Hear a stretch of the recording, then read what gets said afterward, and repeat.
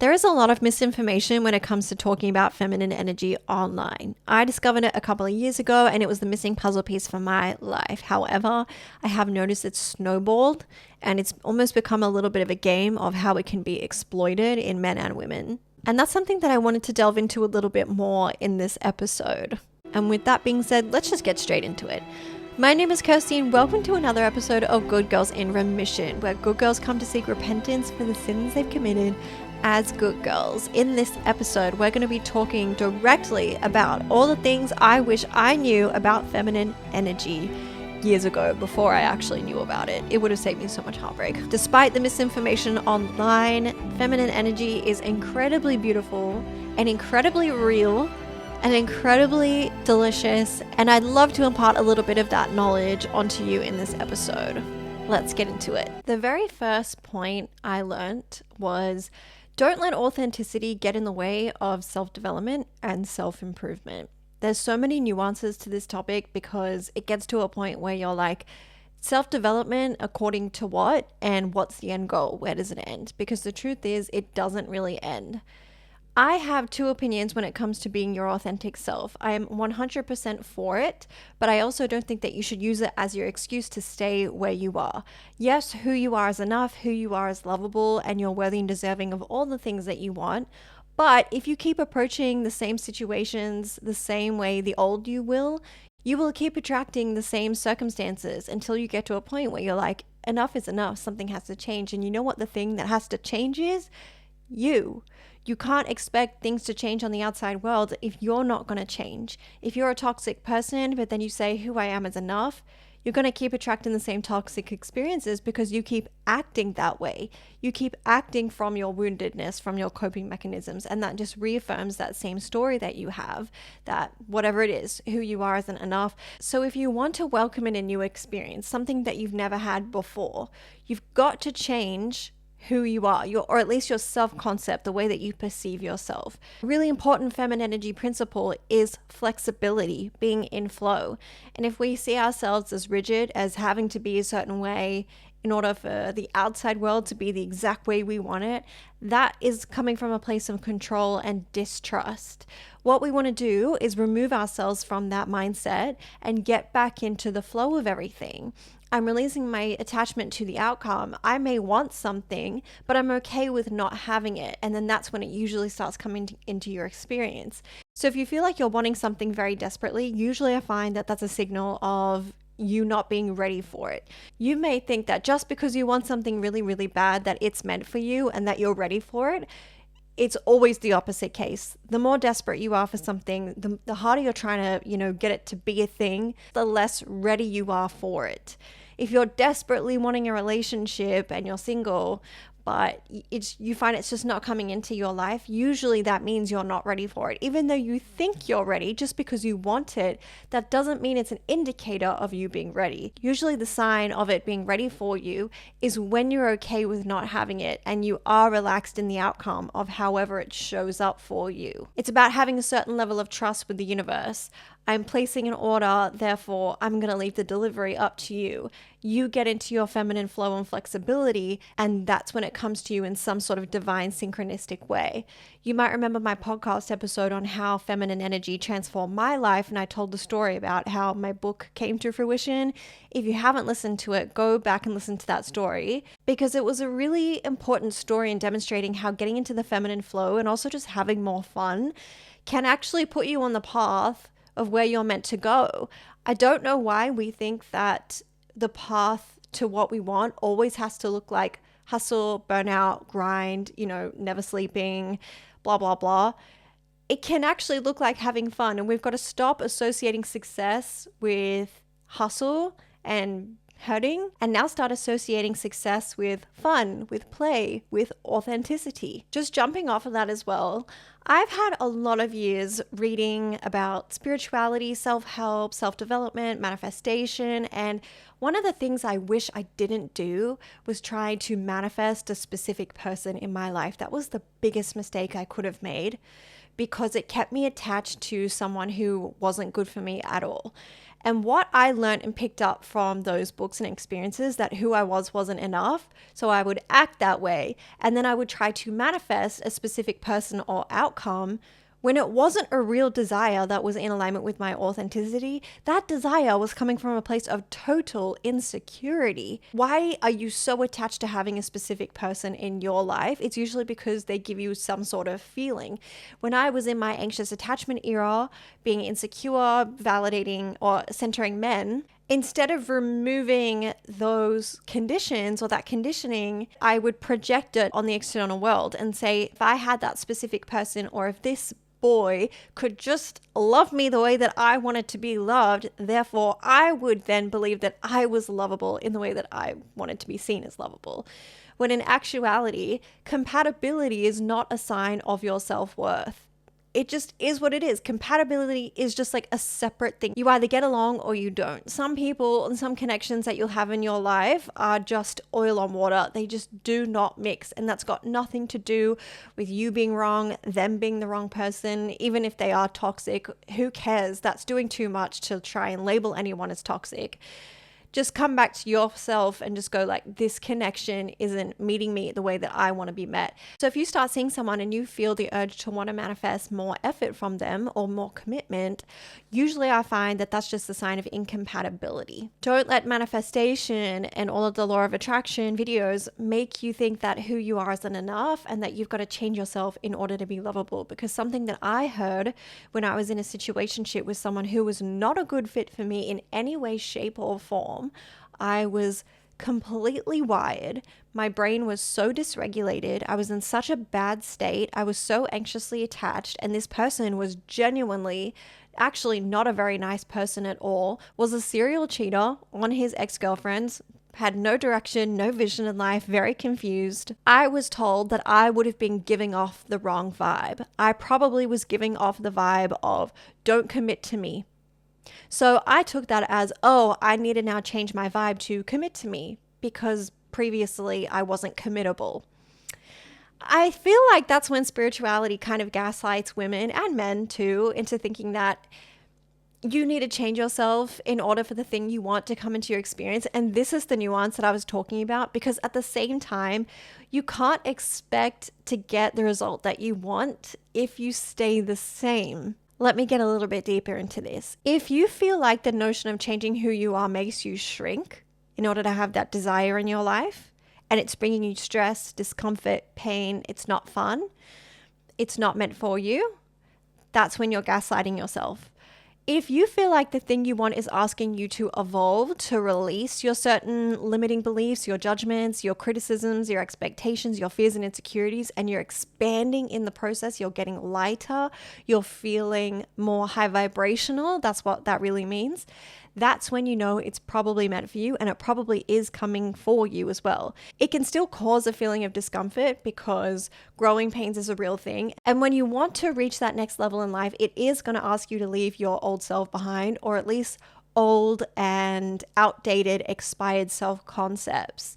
So if you feel like, as an example, maybe you're in a lot of financial debt and you have a lot of fear, guilt, and shame around the debt. The debt is a manifestation of those feelings. And until you clear those feelings, the money and the debt won't clear themselves.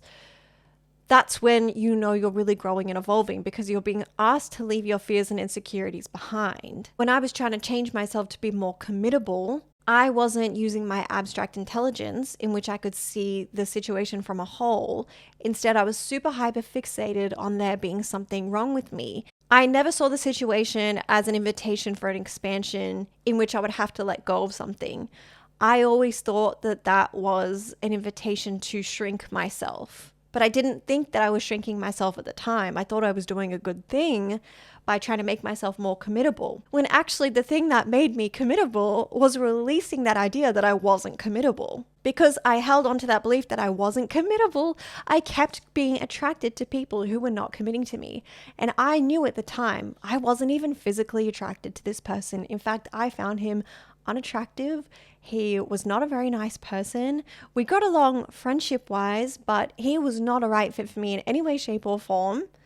And yet I overlooked everything just because I wanted that validation of being picked. I was not thinking big enough in that moment to think that there was something better there for me. This really was just a classic case of being chased by the medium ugly guy and then falling for him in the process. Well, not really falling. I wasn't in love with him. I honestly just wanted a relationship at that time, and that was just someone that I was involved with. So my hormones were getting involved in that situation. And it was that was causing me to narrow in and say, like, if this guy, this medium ugly guy, doesn't think that I'm enough to commit to, surely that must mean that I'm even lower or less worthy than I thought I was. Not realizing that the universe would be like, babe, you can do a lot better than this. What are you doing? Please let go of this notion that you're not committable. Let go of this notion that he's the only one for you and that you have to prove yourself in some way to, be seen as committable. It's got nothing to do with you. Sever the connections, release those limiting beliefs, and know that you can have what you really want. That's real growth and expansion. That is what I had to change. I didn't have to change me to shrink smaller so that he would love me or choose me and pick me, whatever the fuck I wanted from that situation. What I needed to do was change my self-concept in a way that showed me more self-love. I had to change my self-concept from a negative one to a positive one. My God, if I knew this at that time, it would have saved me so much heartache. If you follow me on Instagram, you would have seen that I just posted more information about the Feminine Embodiment Series, and I've mentioned it a few times on here. But that is where the girls come together and we talk about changing our point of attraction so that we can become more magnetic in attracting the things that we really want to see more of. Changing your point of attraction, and I'll explain it to you here, is literally just changing the aura or the energy you're putting out. Kind of like what we just talked about. Your self-concept, your conditioning, your beliefs, they all play a part in the energy that you put out, and it does have a very strong influence on the way that you're perceived and the way people respond to you. If I could apply what I knew back then, say in that situationship, what I would do is I would look at the situation and say, why is it causing me so much pain? Why do I feel like I'm not being committed to? Why isn't this person showing the effort? And why am I giving so much of myself to someone who hasn't shown that they're worthy of it? Those are the real questions that I would ask myself in that kind of situation, again, to switch the tables back in my favor, to put the power back into me. Sometimes what I feel is like people think they're putting the power back into themselves by using jealousy and manipulation, and that's something that I'm definitely guilty of in the past. Rather than just walk away and say, that just means we're incompatible, I've got a better fit for me, I would instead employ those games to try and get people to like me again, because it was very common, especially in the circles that I was hanging out in, that these guys would lead you on and chase you, and this happened to literally every single girl in my circle.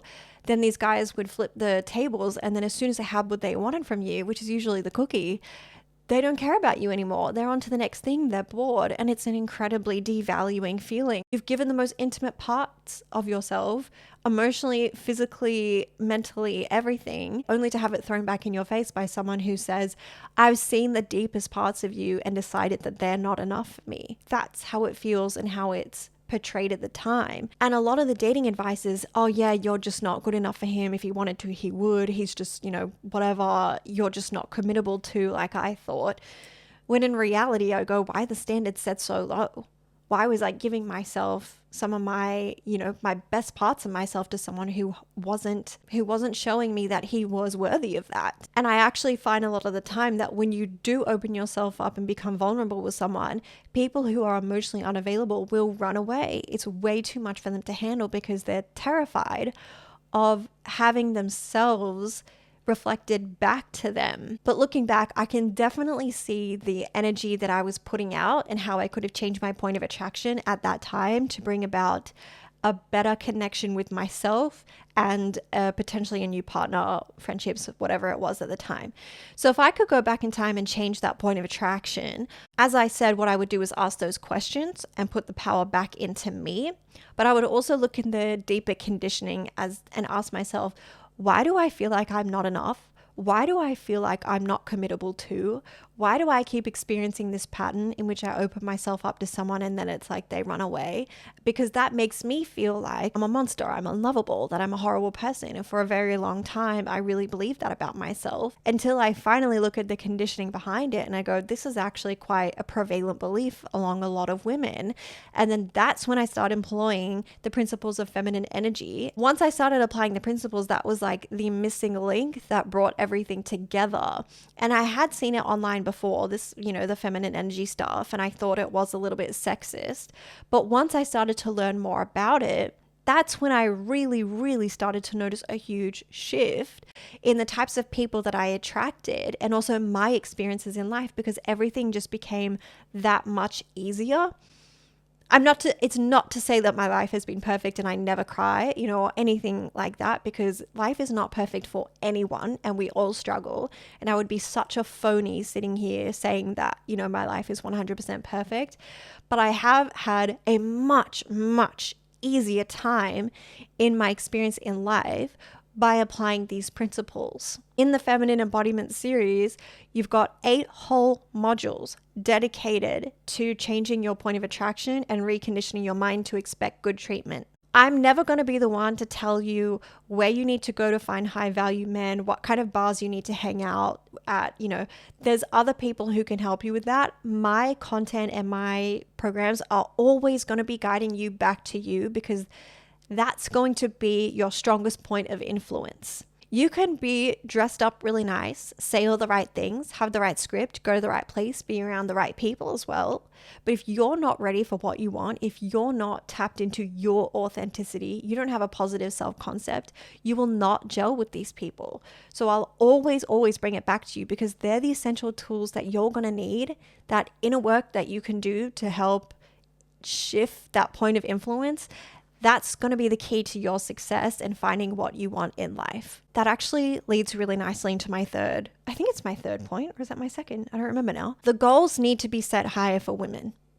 You can't set the standard of just being picked. Sounds obvious when I say it, but a lot of women prioritize the relationship title. And then once they get that title, they feel like they've won. It's incredibly easy to get a man to commit to you, I'm telling you that. It's incredibly easy for you to get a boyfriend to get married, because there are a lot of men who know the advantages of being with a woman. They freaking know it.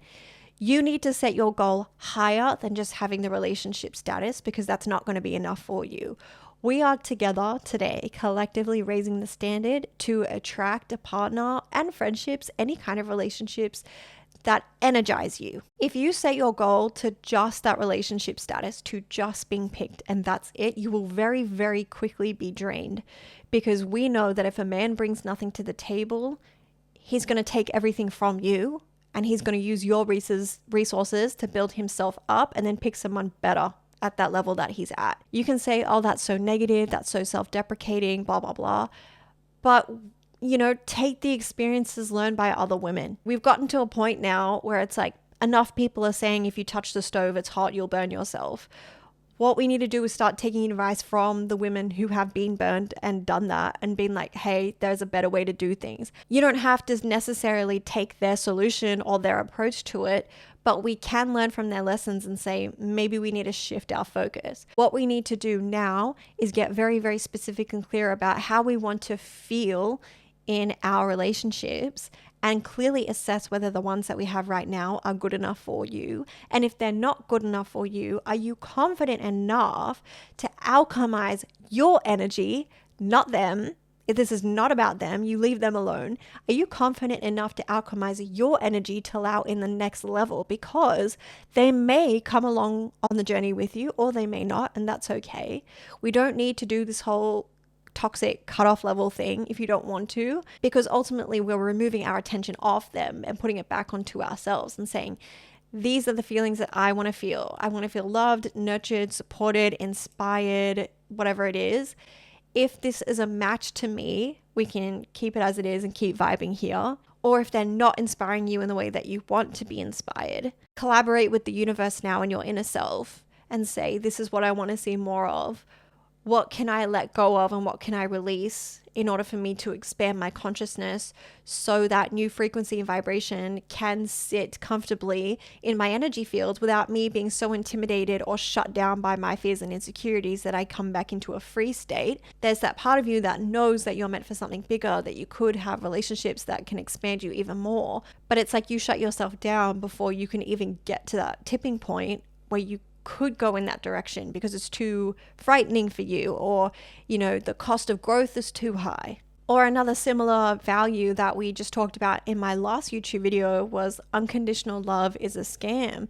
And I know that can have a negative connotation to it because it makes relationships seem transactional, but relationships that are set on the premise of unconditional love are usually the most transactional relationships out there, because unconditional love gets misconstrued as women being more tolerant of disrespect, of laziness, lack of effort, of losers, of broke men who have no ambition and no drive. That's what I feel like the common association, at least in the modern world, is with unconditional love. I really think unconditional love is based on you picking the right partner for you, and you have to take a look at what they bring to the table, the kind of resources that they have. And yes, that involves financial resources. Does that mean a rich man's always going to be better than a broke man? No, but don't set your standards so low that you're going for the brokies, because it just never ends well. As I've said before, there's too many women who have touched the hot stove and been burnt. So just getting your standards that bit higher now and saying, I deserve a man who is going to spoil me at the level that I want to be spoiled at. I want queen treatment. And you've got to get comfortable with the idea of receiving that, because I feel like a lot of women feel guilty, especially when there is that narrative of unconditional love pushed onto everyone. You're made to feel like that's such a selfish and narcissistic thing to want to expect more from your relationship, which is a narrative and a layer of good girl conditioning that we're just blowing out of the water now. In the Embodiment Series, out of the 8 modules, we have 2 dedicated to the light and the dark feminine energy. In those ones, we're activating your ability to receive more. So if you feel like you've got an issue with receiving and people pleasing or feeling guilty around receiving, that's what we talk about a lot more in depth over there, because there are a few more concepts that need to be covered in order to explore that topic in greater depth. What I find really interesting is how the definitions of high value men and women can be totally misconstrued. And I find it to be really subjective. And I'm just very careful to use those words, because I do find that, like a high value man is always associated with a lot of money. And while, yes, as we've said, money is an important aspect, qualities that he has are more important than the bank account numbers that he has. But at the same time, why not both? Like, let's think big here realistically. The other thing I wish I knew about was feminine etiquette.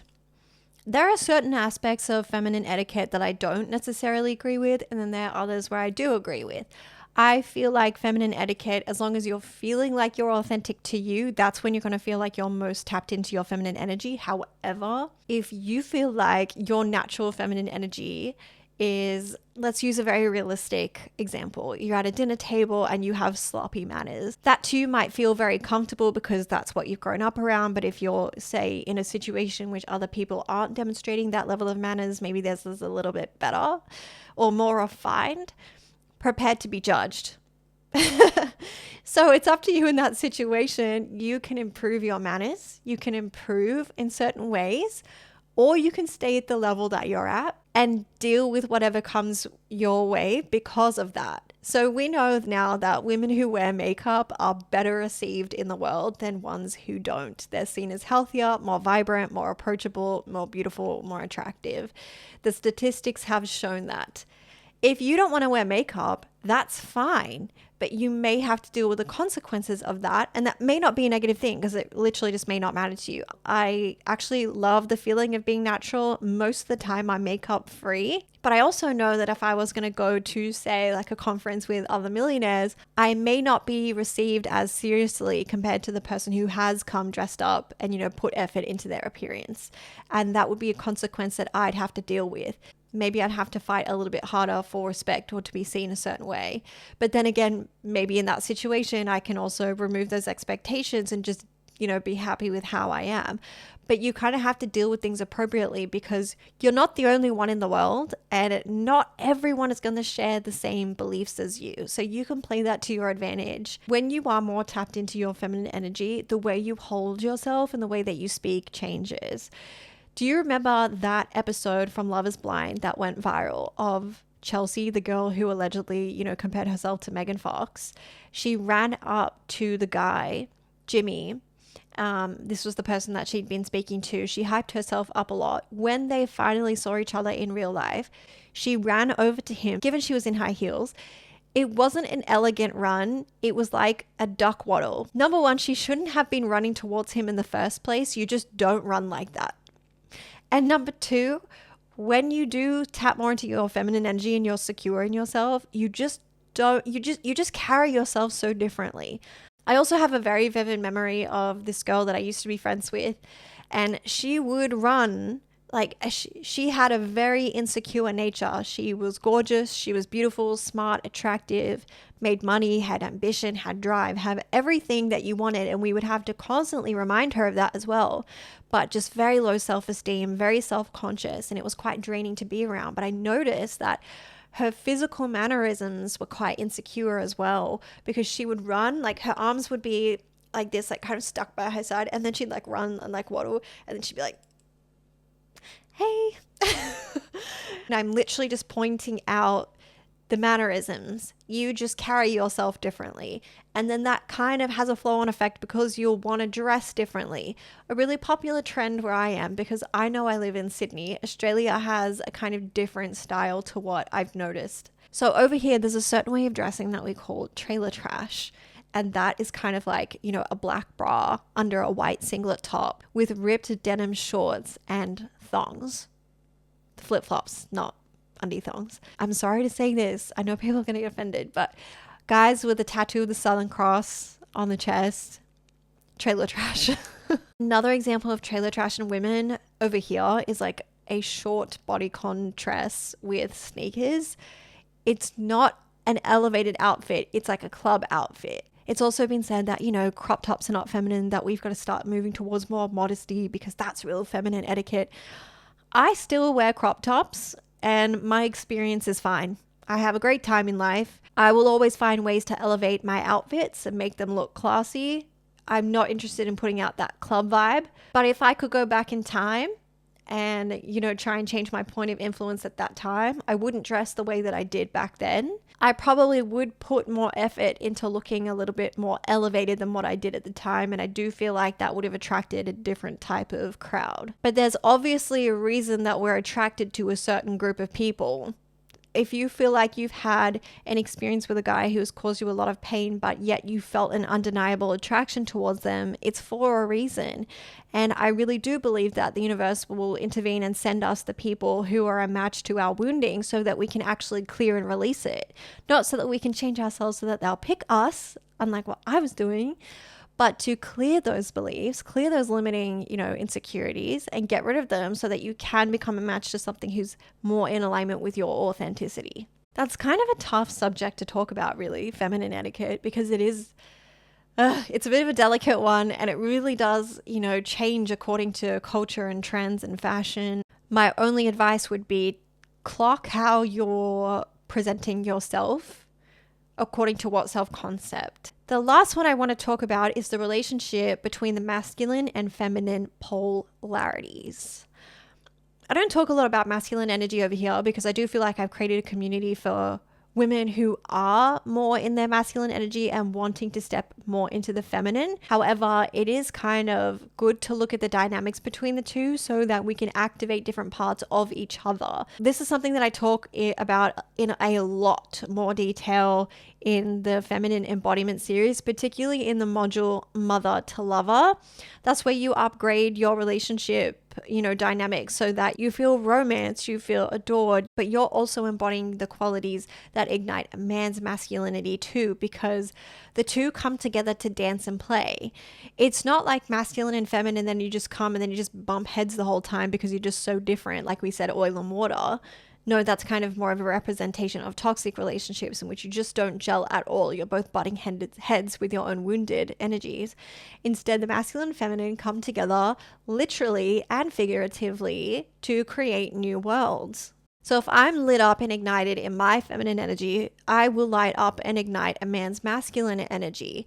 That's why we say when you change your point of attraction, you have a certain energy and aura about you that literally ignites other people's own energy and aura. And that's why they feel so good in your company. And then that's when men feel inspired to give to you. Men feel like you're a fountain, but what they find in femininity, or at least in a woman's sensuality, is their own freedom. Men in their masculine energy are seeking freedom, and they can do that through a woman's sensuality. But again, this dynamic has to be healthy. It cannot be exploitation in which there's an imbalance, one is taking from the other in a malicious, narcissistic way. It has to be healthy. When you are lit up and ignited in your feminine energy, you have your savage senses on, in which you know when there's a shark nearby who's pretending to be something that they're not, and you are icked out. You get the ick. You are like, nope, that person, they've got an icky energy about them. You know something's not right. Something is off because the sharks are around, but you're no longer an energetic match to it because you've changed your point of attraction. But now you're a match to men who feel lit up in your company and feel inspired to want to pour into you. A toxic person will feel lit up by your energy, of course, because you have so much to give, but they will drain you for it. They're like the energy vampires. You'll only keep attracting energy vampires unless you've got a leakage in there somewhere. You've got to patch up the holes, and then they will not come into your experience. I promise you that. I believe the best skincare, the best form of health is your relationship with your feminine energy, is your happiness, is your joy, is your ability to appreciate life in its ups and downs. I think that is going to bring about the most radiant glow about you, more than any glow serum, more than any amount of even exercise, more than anything that you can buy. Nothing is going to light you up and make you glow than a happy internal state.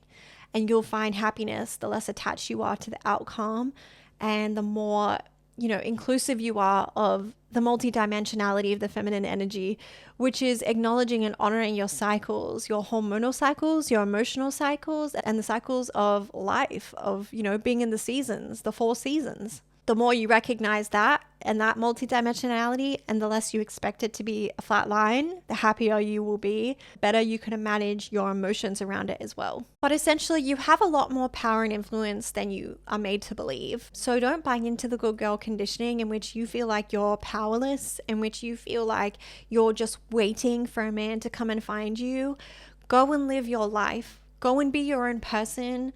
Go and have fun. And you'll find that you'll just feel naturally lit up by life, and that the person who is a match to you will feel lit up in your company and will feel inspired to keep on giving to you. And that's going to come the better you get at changing your point of attraction. If you want to take that step further, change your point of attraction and recondition your mind to expect good treatment, I've left the link below. You are also more than welcome to book in a one-on-one session with me. I do an initial taster session. So I'll have a submission page. What happens when I do onboarding for my coaching is that I get you to submit your request. We do an initial consultation, the hour-long session. We discuss exactly what your problem is and how we can find a solution, move through it. And we can either go from there, do a package together, or you can just book a session again whenever you feel like it, or we can just leave it at that one session. So I've got heaps of options for you there. I've helped women with embracing their feminine energy, people pleasing, overcoming the guilt of receiving, releasing toxic attachments and toxic relationships, changing your own point of attraction using the tools that I use. I have my own little coaching toolbox that I use in my sessions, but I'm also a personal trainer and fitness instructor. So if you feel like you want to embody it on a physical level, I can definitely help you come up with a routine or regime that helps you get into good shape while also remaining in your feminine energy. Sessions to book them are below as well. Thank you so much for listening to this episode, despite it being a little bit longer. I really like this structure. I kind of want to do more. Stay tuned and I will see you next week.